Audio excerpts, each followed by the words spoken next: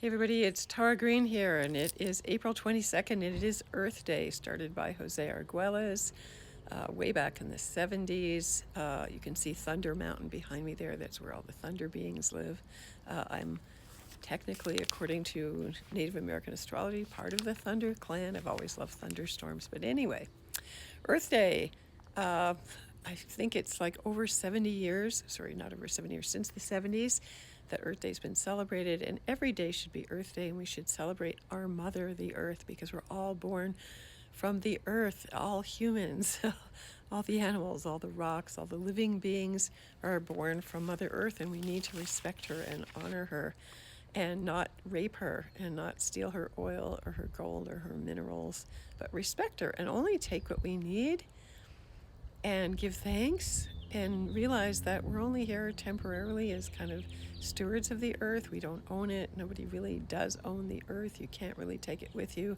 I mean, there's modern, what do you call it? Commercial, consumer, capitalist, ownership of the land, but technically we don't own the land. Yes, you can bequeath it, your house, your land, to other people these days, but technically we don't really own it. We can't take it with us. We're not material beings. But while we're here in the material body, under the sign of Taurus, the first fixed earth sign where the spirit comes in from Aries, the spark of light, the big bang, into the body, into the physical realm where we're supposed to be here, we need to honor and respect the earth. And as we respect the earth and as we respect our mothers for giving birth to us, even if they've been what you think is terrible mothers, faulty mothers, the devouring mother, the narcissistic mother, didn't meet your own personal expectations, she was still your mother. And you need to give thanks for your life. Otherwise, there's a lack of self-esteem there. So no matter what you think of your mother, your father, your parents, we're still here in the physical, and we need to give thanks and to respect the earth, respect our bodies, respect the earth. It's also about boundaries. Taurus has boundaries, but we're here to enjoy the earth.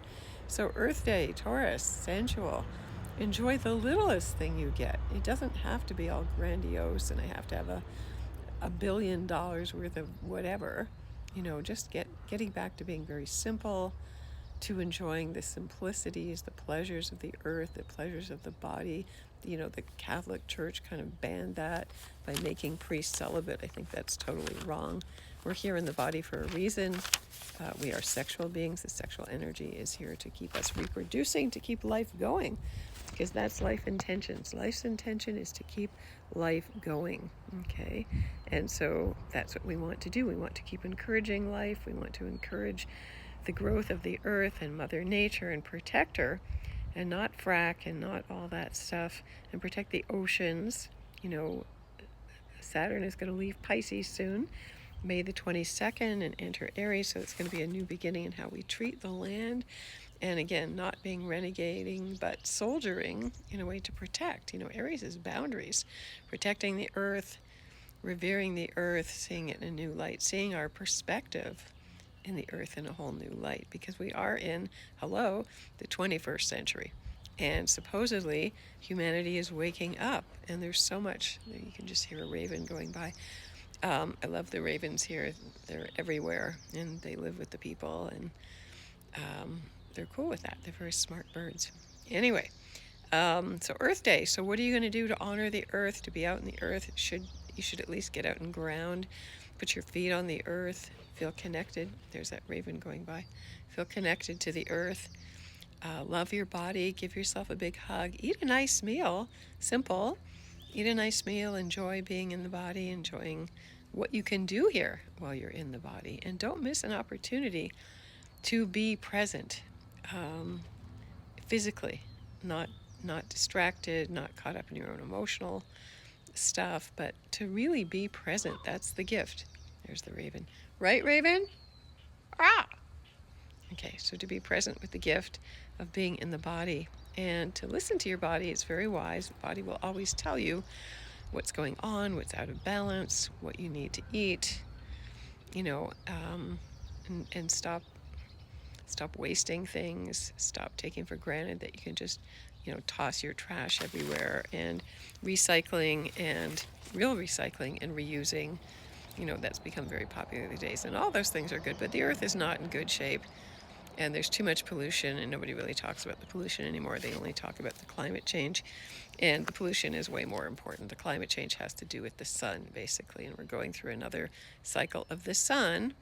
And if you watch Graham Hancock's series, he talks about that, 12,600, that's part of the precession of the equinoxes. We are at the halfway point again from that cataclysm. So, yeah, all that. But I'll leave you up to that to look into that, and send you all the best blessings of the day. And I'm going to go take a nice hike into the beautiful lands here in Sedona, Arizona while I'm still here, and sending you best blessings. So if you want to get in touch with me for a reading, I'm at tarot.com, sending you many blessings of the day.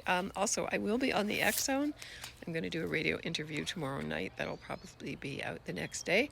And I'm also teaching a class on learning astrology and tarot through Magicus University. That's going to be on Sunday, which is April the 26th at 11:30 a.m. That's Pacific Daylight Time, which is 2:30 p.m.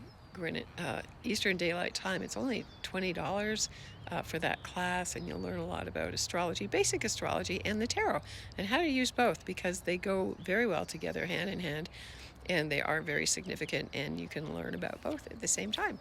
So get a double header, and yeah, go check that out. It is on Eventbrite, Learning Astrology and Tarot with me, Tara Green. Go check that out. And you can join University Magicus. There's a lot of great teachers. I think it's only $10 or $20 to join. They have all kinds of wonderful classes. So, and I will be doing a new moon, some kind of a new moon thing here. The new moon is on the weekend. And I will be doing the May forecast for the Cosmic Intelligence Agency on Facebook, my monthly event, a day early, because I'm getting ready to leave Sedona to head back to Canada. After being here for 2 months. I feel like, this is my spiritual home. I don't really want to go back to Toronto. Yes, and I'm going to write about the Canadian election too. So, yeah, lots going on here. There's the ravens. You can listen to those ravens. All right, hello. All right, hello. Maybe he'll talk back. There he goes, or she goes.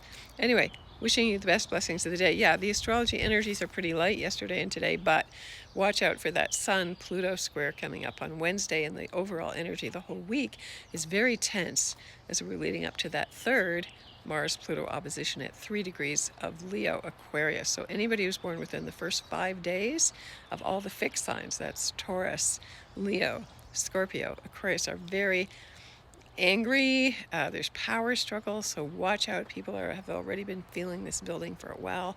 This energy of the Mars-Pluto opposition, it's very scorpionic, because Mars and Pluto both rule Scorpio, so they're in positive, elements with each other. This started November the 4th, 2024, the day before the U.S. election, and it started again January the 4th, 5th this year, and this is the third and so far final opposition. And oppositions are tug of wars, and of course we're being forced to be oppositional.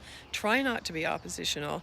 Again, this is power struggles, like Mars and Leo wants to be the king. Now there's a plane going by, and it's a big one. There's not usually too many planes fly out of here. And then Pluto in Aquarius, of course, wants the revolution, wants to change it up, but it also can be very dictatorial in its ideas. And watch that, because there's a lot of dictatorial energies blooming, coming in the world. I'm really not that happy about all the fire and air elements coming up here, but we are in that cycle. Some people say that since March 21st, 2025, we are in a new yuga, a new golden age, but one way or the other, we're in a big transition period. This year, 2025, is a huge transition year. All of the planets moving into new signs hasn't happened since 500s BC.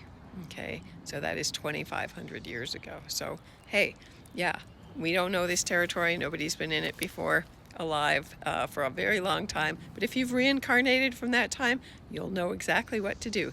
So get in touch with me at tarot.com, sending you blessings of the day.